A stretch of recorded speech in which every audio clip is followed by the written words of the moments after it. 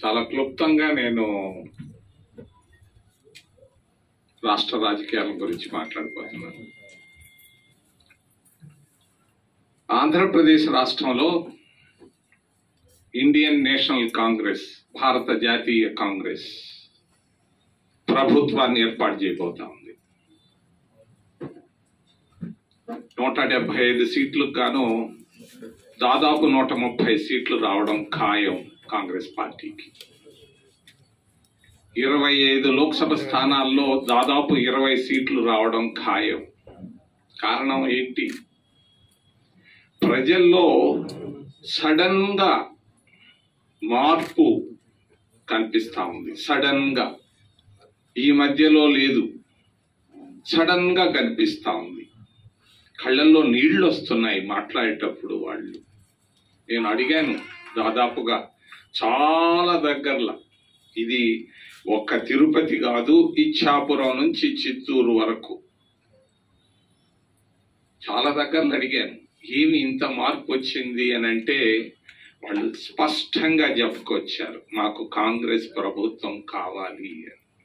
నేను అడిగాను వాళ్ళని, ఏమి ఈ ప్రభుత్వం ఏమి అని అంటే, మేము ఆశించింది దొరకలేదు, మేము అభివృద్ధి కాలేదు, మేము కోరుకున్నది ఇళ్ళు, మేము కోరుకున్నది మా బిడ్డలకు ఉద్యోగాలు, మేము కోరుకున్నది మరి తహసీల్దార్ ఆఫీసు, పోలీస్ స్టేషన్ పోతే ఆదరణ, ఇది కోల్పోయాము గత 10 సంవత్సరాలుగా అని వాళ్ళు చాలా స్పష్టంగా చెప్పారు. నేను నిన్న మొన్నటి దాకా అనుకున్నాను ఈ పోటీ మరి ప్రాంతీయ పార్టీల మధ్య ఉందేమోనని. ప్రాంతీయ పార్టీల మధ్య లేదు, చాలా భిన్నంగా ఉంది. ఈరోజు ఆంధ్రప్రదేశ్ రాష్ట్రం ఖచ్చితంగా 130 స్థానాలకు తక్కువ లేకుండా ఆంధ్రప్రదేశ్ రాష్ట్రంలో కాంగ్రెస్ పార్టీ ప్రభుత్వాన్ని ఏర్పాటు చేయడం ఖాయం ఖాయం ఖాయం.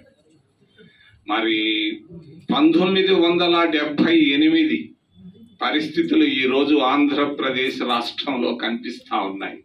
ఆ రోజు పరిస్థితులు, ఈ రోజు పరిస్థితులు రెండు నేను చూశాను. 78లో చంద్రబాబు చంద్రగిరి నుంచి పోటీ చేసిన రోజు ఈ రోజు కనిపిస్తా ఉంది.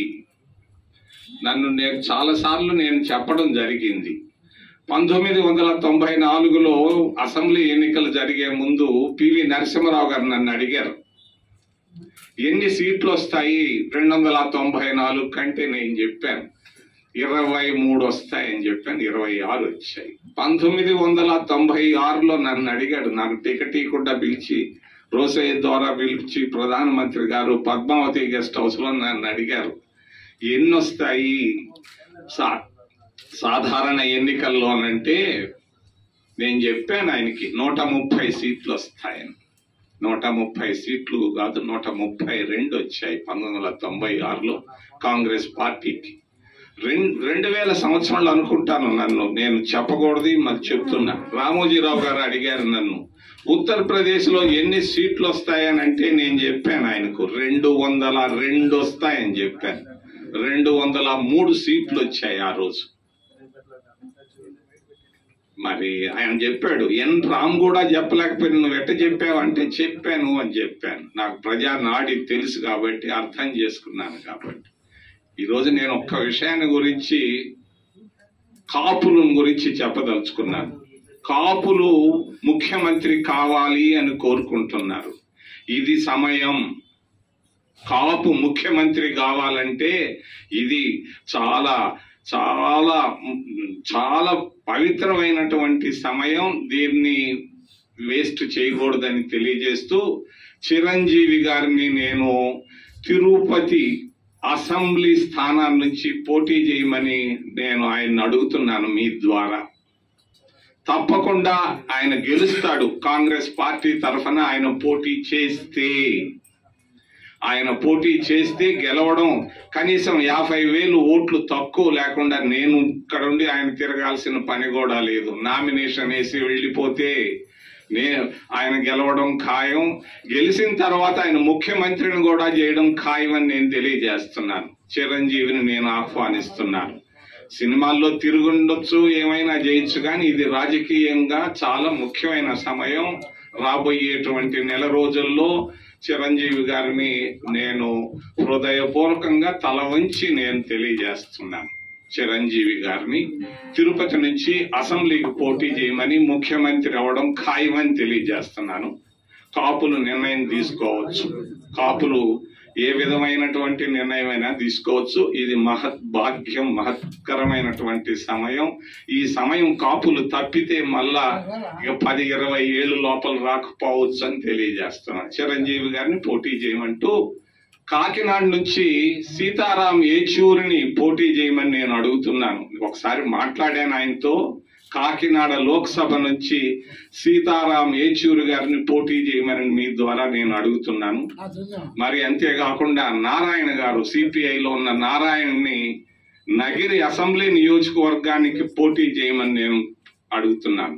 వాళ్ళు అవునొచ్చు కావనొచ్చు, నేను పత్రికా మూలకంగా మిమ్మల్ని అందరినీ వాళ్ళకి తెలియజేస్తున్నాను.